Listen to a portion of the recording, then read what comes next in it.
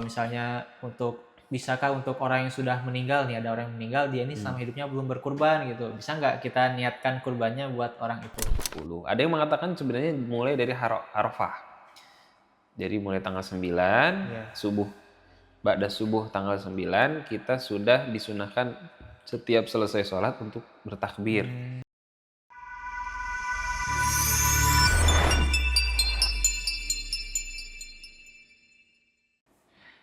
Assalamualaikum warahmatullahi wabarakatuh. Waalaikumsalam.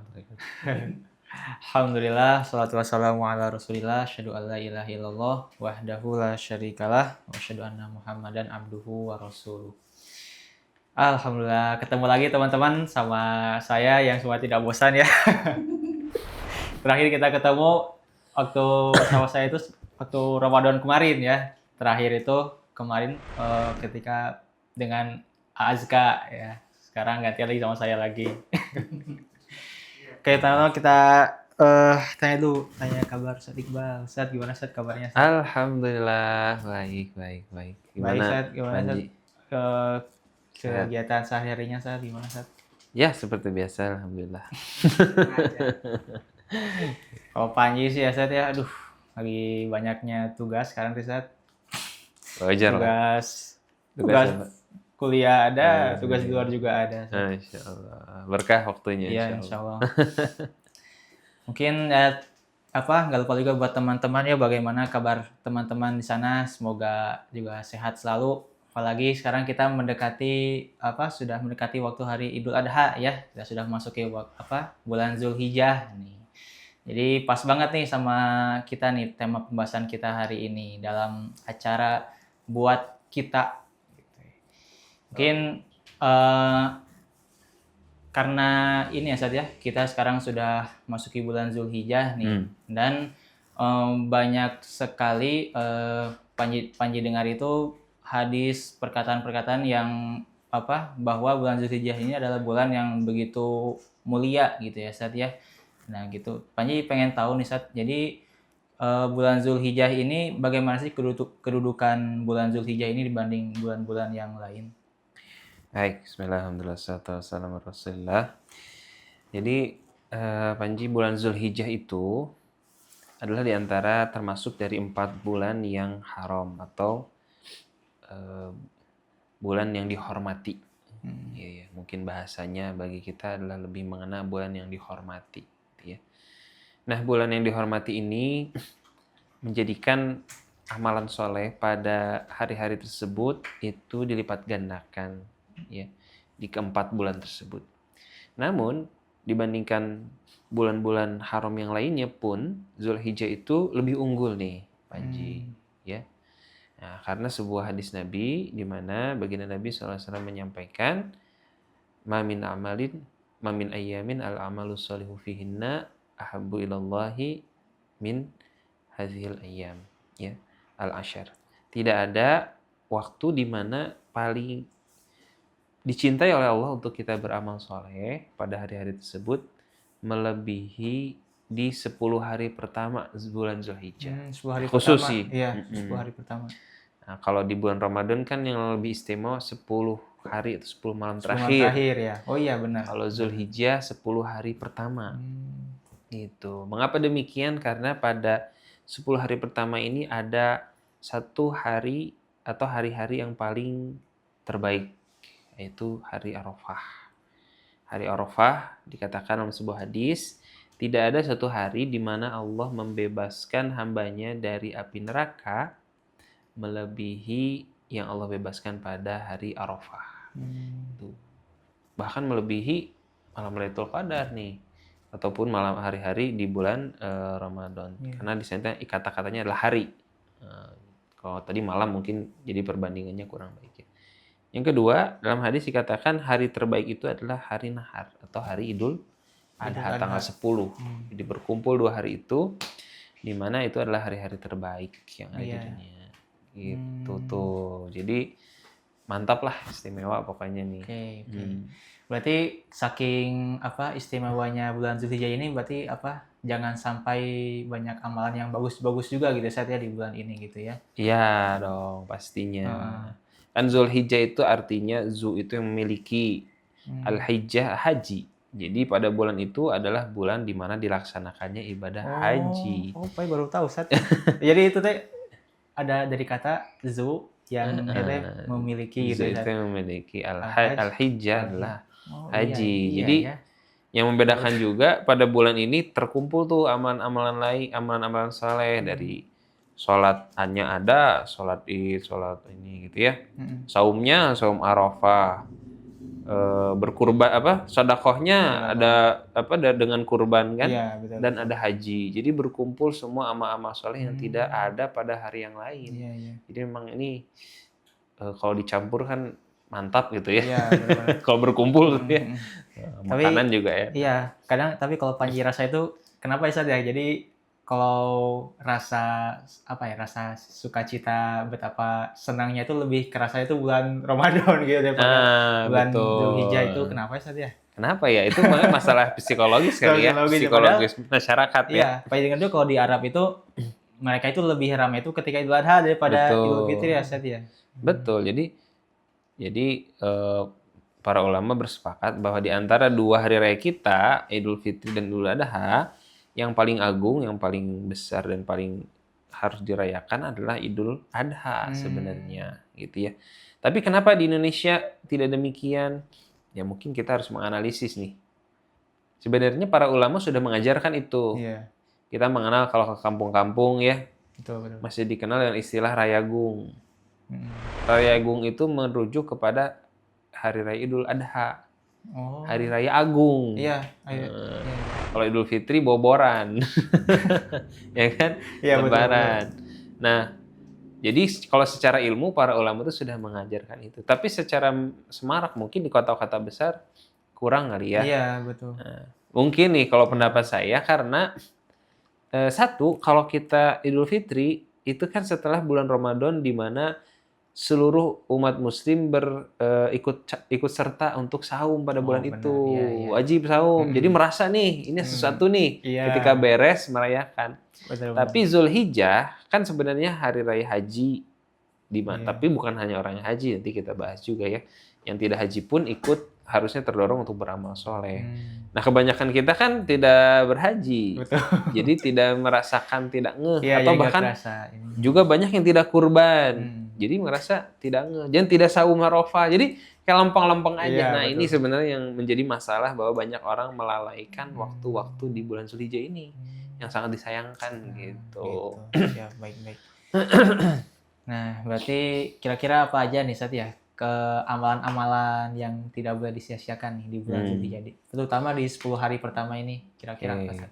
Yang pertama, kalau kita mampu dan dipanggil oleh Allah, haji. Haji ya, jelas pasti haji sih. Haji, ya itu amalan yang terbaik gitu ya. Tapi rada berat nih. Iya. Tuh di kota Bandung aja ngantrinya 27 tahun. Dan tahun ini nggak ada haji furoda. Oh, nggak ada? Nggak.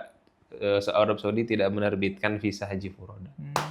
Ini nggak tahu nih tahun-tahun depannya apakah. Kan kalau furoda itu langsung pergi aja, nggak langsung nanti. Tahu langsung aja gitu kita naik perahu gitu. Naik perahu naik ke Ka'bah atau naik jalan kaki ke sana. Betul. Jadi yang pertama adalah haji. Kalau kita tidak bisa ya mungkin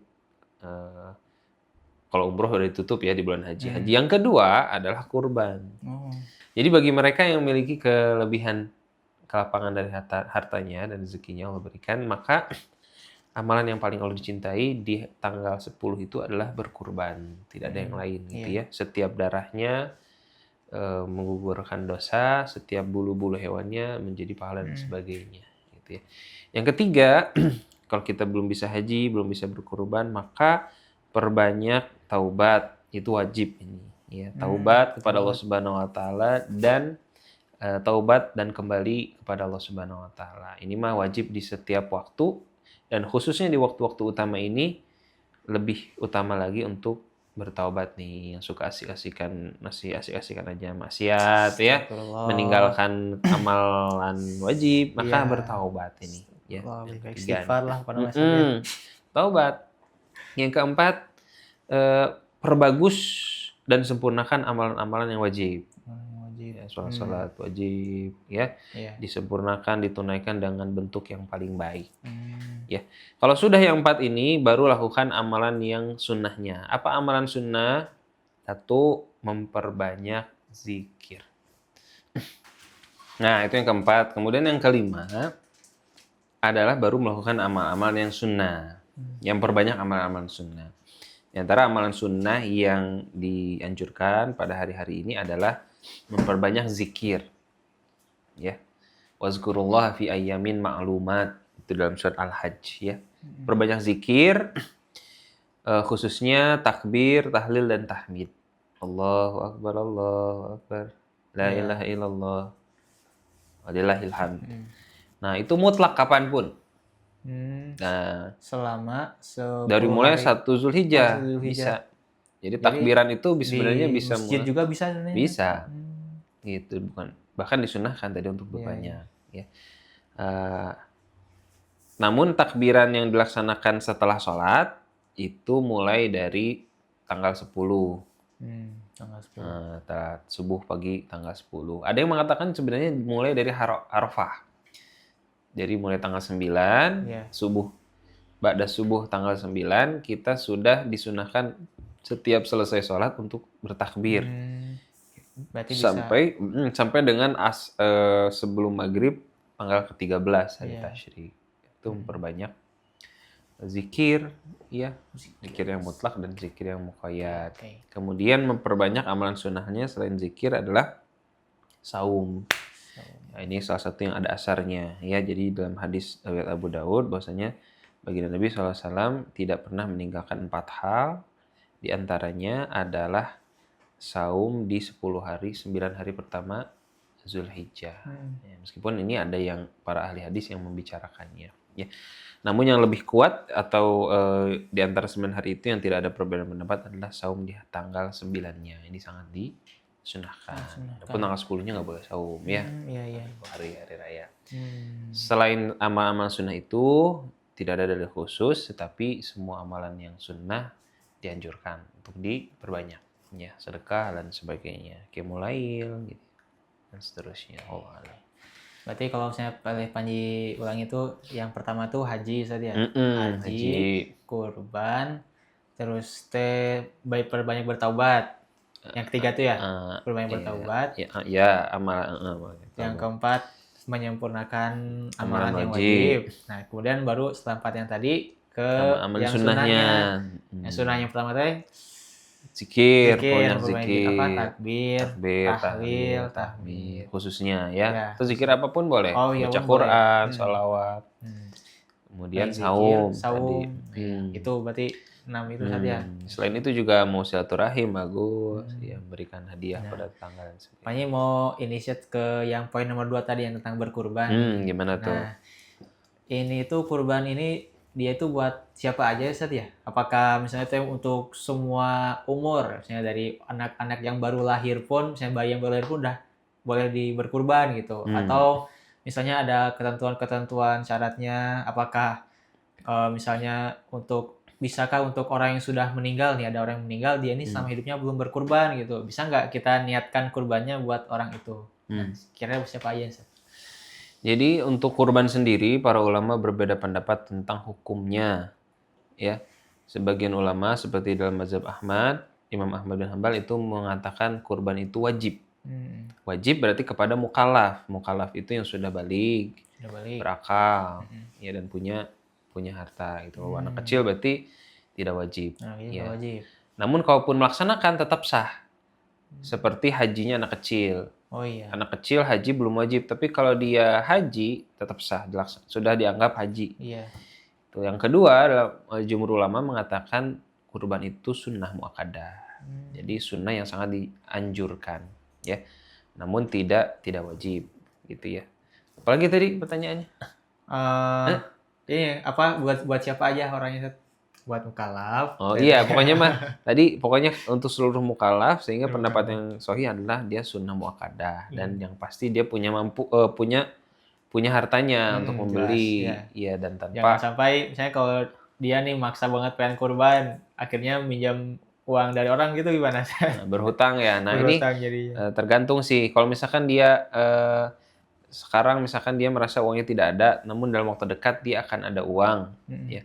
Namun nanti keburu kesempatan berkurban lewat, jadi nggak apa-apa. Oh, nggak apa. Nah, tapi kalau misalkan berhutang memang dia serba kekurangan, maka disandarkan ya jangan berhutang, Iya. karena ini amalan yang sunnah, bukan tidak Betul. sampai harus berhutang. Haji aja yang wajib tidak harus berhutang, nggak boleh bahkan, bukan nggak boleh sih, tidak ada kewajiban Tidak ada. untuk berhutang untuk menunaikan haji yang wajib. Iya. Nah, tapi kalaupun bisa, ya silahkan, gitu ya. Nah, dalam kurban kan bisa hewan-hewannya kan, tapi kurban juga ada syarat-syaratnya gitu. Jadi kurban itu adalah menyembelih hewan tazkiyah ya, mentazkiyah hewan pada hari raya Idul Adha sampai dengan hari tasyrik dengan niat takarrub pada Allah dengan syarat-syarat tertentu. Ya, tapi tidak bisa semua hewan. Jadi yang diajarkan dalam syariat itu unta, Iya, unta, sapi, domba dan kambing. domba, kambing, 4. kambing, oke. Sapi itu kalau bisa unta dulu ya. Unta unta. itu bisa sendiri, tapi kalau misalkan mau urunan, sapi itu bisa untuk 10 orang. Unta bisa untuk 10 orang. Kalau sapi sendiri lebih bagus, tapi kalau mau urunan bisa sampai 7 orang untuk berkurban 1 ekor sapi. Kalau nggak bisa, baru misalkan domba dan kambing. Mana yang paling utama?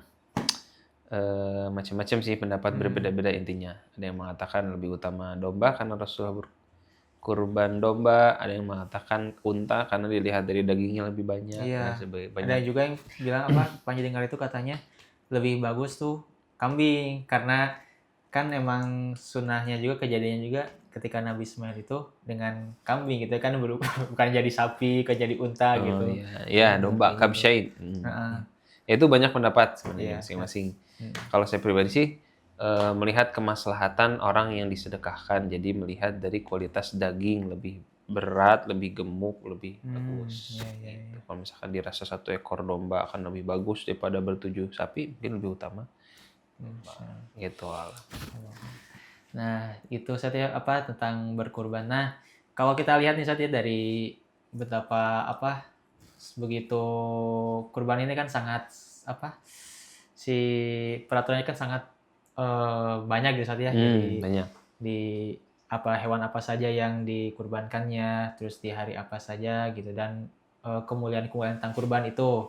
Nah, tentunya kalau amalan-amalan ini tuh kan pasti dia punya makna tersembunyi gitu ya, punya hikmah yang besar gitu kan di balik amalan ini. Nah, hikmahnya berkurban itu apa, Risat?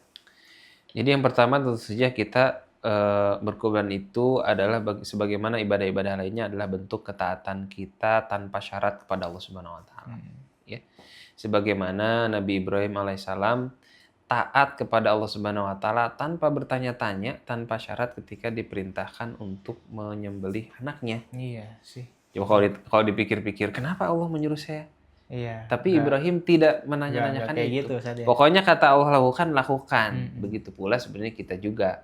Ketika Allah memerintahkan, Nabi mengajarkan, ya kita lakukan. Iya. Sebagai bentuk ketaatan dan ketundukan kita yang tanpa syarat kepada Allah dan Rasul-Nya. Adapun hikmah-hikmah lainnya adalah diantaranya berkurban ya, udhiyah itu adalah bagaimana kesiapan kita untuk mengorbankan ya sebagian harta kita, atau juga menggambarkan sebagai sesuatu yang paling kita cintai. Ada yang menyampaikan juga itu adalah menyembelih hawa nafsu kita. Ya, banyak sekali hikmah-hikmahnya. Mungkin kalau kita bicarakan panjang lebar akan sangat panjang. Tapi tadi yang pertama intinya adalah bagaimana kita ketaatan tanpa syarat sebagaimana Ibrahim yang taat tanpa bertanya-tanya kepada Allah Subhanahu wa taala.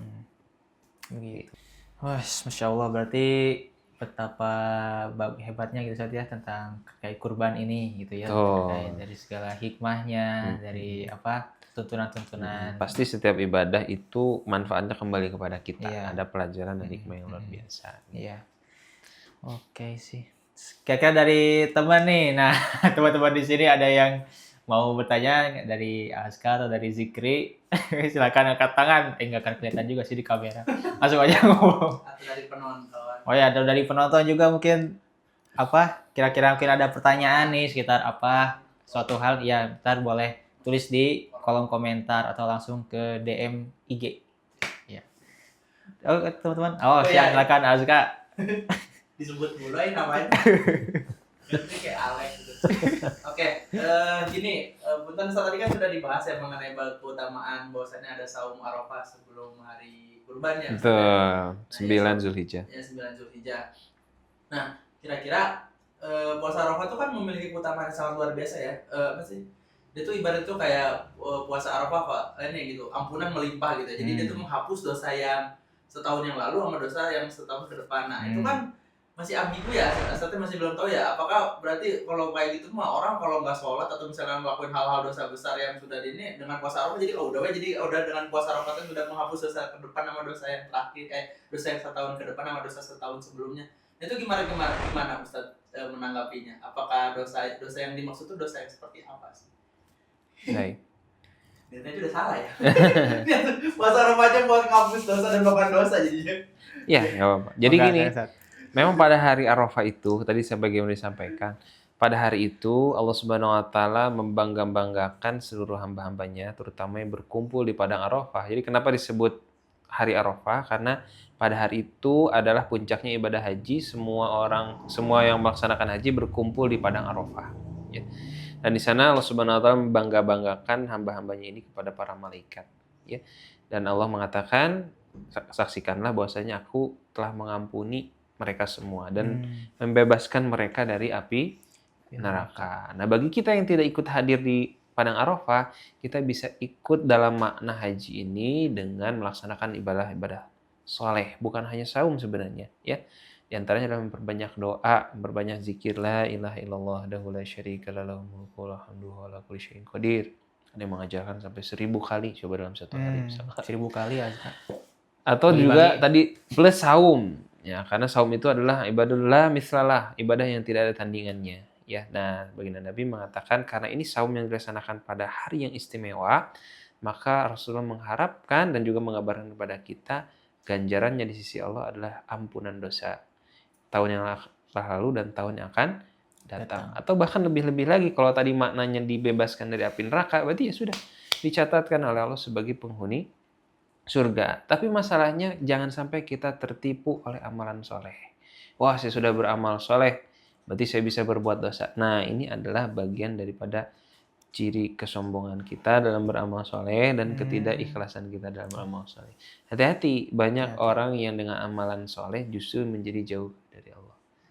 Bisa jadi nggak diterima tadi saumnya kalau niatnya kayak gitu. Oh, udah kan saya udah saum, berarti saya akan berbuat dosa. Nah, hati-hati.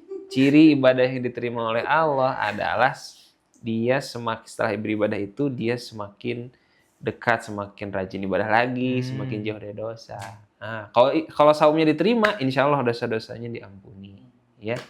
Terutama dosa-dosa kecil, dosa-dosa besar ya kita harapkan. Tetapi kalau dosa besar sekali, ya harus tetap ditambah dengan taubat khusus kepada dosa-dosa itu. Allah alam bisawab. Juga menjawab ya, Azka ya. Berarti kalau misalnya ngelakuin pahala-pahala di hari itu juga tambah luar biasa sekali ya? Iya dong, gitu. Jadi yang kita harapkan adalah kita menjadi hamba Allah yang terpilih, yang selalu terjaga jadi orang yang bertakwa, ya. Bukan hanya di hari itu aja gitu solehnya. Harapannya dengan beramal soleh pada hari itu tuh menjadi trigger kita setahun yang akan datang terus gitu, orang yang iya betul ya, meningkat kualitas takwa dan imannya gitu. Siap. Amin. Assalamualaikum. Selanjutnya nanti akan muncul. Tapi muncul berdiri doang. Dia kalau tanya jawab bagusnya ada yang berdiri kayaknya. Kalau ini kan anonim. Iya. Berarti udah gitu ya, cuma terjauh sama Azka. Dan Jikri mau nanya juga enggak? Oh, siap jempol. Baik ya, mungkin cukup sekian saja dari episode kita kali ini. Acara kita kali ini mungkin sekali lagi buat teman-teman juga menyampaikan semoga yang tadi disampaikan oleh Ustadz Iqbal tuh benar-benar mengena gitu di hati kita. Jadi betapa bahwa bulan Zulhijjah ini bulan yang begitu istimewa ya. Tadi kan sudah disebutkan bagaimana amalan-amalan yang yang istimewa. Dan jangan lupa yang cuma didengarkan saja ya Ustaz ya, tapi yuk kita diamalkan. Betul. Seperti itu ya. Mungkin jazakallah khairan katsiran Pak Ustaz Iqbal. Sering setiap episode Ustaz kita. Dan juga buat teman-teman, terima kasih sudah setia menonton kita. Dan jangan lupa buat subscribe, like, komen dan share ya. Itu kita, dan selalu pantengin terus YouTube kita supaya ada episode terbaru. Mungkin itu saja dari saya sebagai presentator. Billahi taufiq wal hidayah. Assalamualaikum warahmatullahi wabarakatuh. Waalaikumsalam. Alhamdulillah.